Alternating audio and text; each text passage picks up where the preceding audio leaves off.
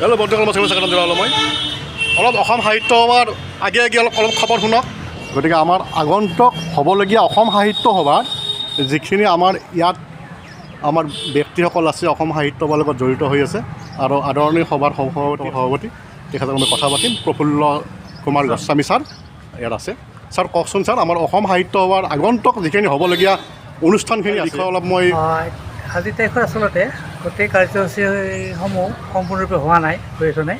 এই গোটেই কাৰ্যসূচী অসম সাহিত্য সভাই প্ৰস্তুত কৰে।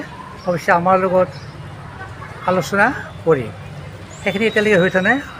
অহা 29 তাৰিখে অসম সাহিত্য সভাৰ কাৰ্যনিৰ্বাহক আছে। সন্মানীয় কাৰ্যনিৰ্বাহকৰ সদস্যসকলে এই বিষয়ে সিদ্ধান্ত লৈ কাৰ্যসূচীখনত অনুমোদন জনাব আৰু অসম সাহিত্য সভাৰ প্ৰধান সম্পাদকগৰাকীয়ে এই কাৰ্যসূচীখন সামগ্ৰিকভাৱে ৰূপায়ণৰ ব্যৱস্থা কৰিব।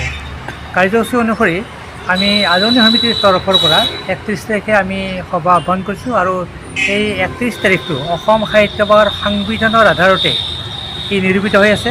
প্ৰতি বছৰে 31 জানুৱাৰী তাৰিখৰ পৰা 1, 2, 3, 4 ফেব্ৰুৱাৰী তাৰিখলৈ প্ৰতি 2 বছৰৰ অন্তৰে অন্তৰে অসম সাহিত্য সভাৰ অধিৱেশন হয়। অৱশ্যে অধিৱেশনখন অসম সাহিত্য সভাৰ অন্তৰ্গত এখন শাখাই আমন্ত্ৰণ কৰে আৰু সেই শাখাৰ নামেৰে সেই ঠাইৰ নামেৰে সেই অধিৱেশনখন অনুষ্ঠিত হয়। সেই আপাততে পাঠশালা সাহিত্য সভাই এই অধিৱেশনখন আমন্ত্ৰণ কৰিছে।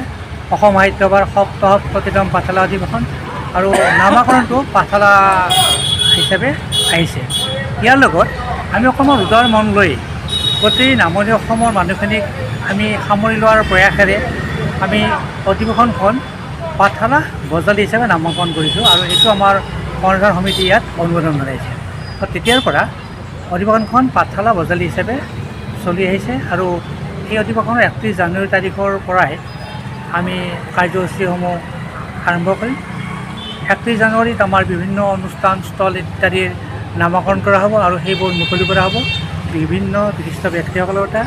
এই বিশিষ্ট ব্যক্তিসকলে উদ্বোধন কৰিবলগীয়া, মুকলি কৰিবলগীয়া এই অনুষ্ঠানসমূহ আমাৰ পাঠশালা বজালিত থাকিব আৰু একাংশ অসম সাহিত্য সভাৰ অনুমোদন সাপেক্ষে শ্ৰদ্ধেয়সকলে অনুষ্ঠানসমূহ মুকলি কৰিব। দ্বিতীয় কাৰ্যসূচী থাকিব অসম সাহিত্য সভাৰ পতাকা উত্তোলন।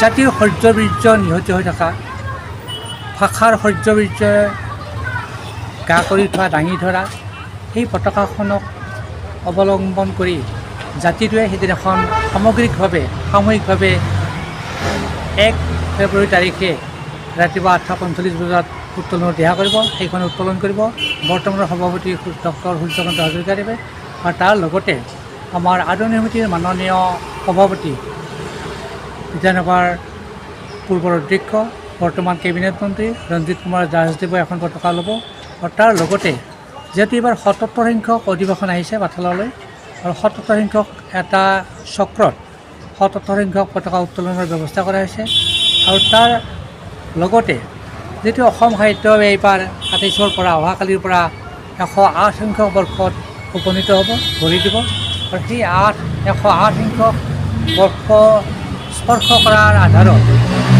আমিও 108খন পতাকা অতিৰিক্তভাৱে আৰু সেই অধিৱেশনস্থলীতে উত্তোলন কৰিম আৰু ইয়াৰ উত্তোলকসকলক আমি আমাৰ পতাকা উত্তোলন উপ সমিতি এখন আছে, সেই উপ সমিতিসমূহে আমাৰ অধিৱেশনৰ আদৰণি সমিতিৰ লগত বাৰ্তালাপ কৰি শ্ৰদ্ধেয়সকলক আমন্ত্ৰণ জনাব।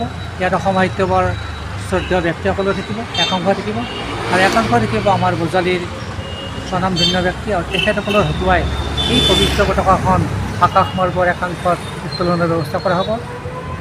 এই আৰম্ভণি হ'ব আৰু তাৰ লগে লগে দ্বিতীয় কাৰ্যসূচীত সম্ভৱতঃ আমি ৰাখিছোঁ আমাৰ স্মৃতিগ্ৰন্থ উন্মোচন। এই স্মৃতিগ্ৰন্থখন একক অনন্য হিচাপে পৰিণত হ'ব বুলি আমাৰ স্মৃতিগ্ৰন্থ উপ সমিতিৰ সম্পাদক ডাঙৰীয়াই পৰহি আমাৰ নিশা হোৱা অনানুষ্ঠানিক বাৰ্তালাপত আমাক জনাইছে।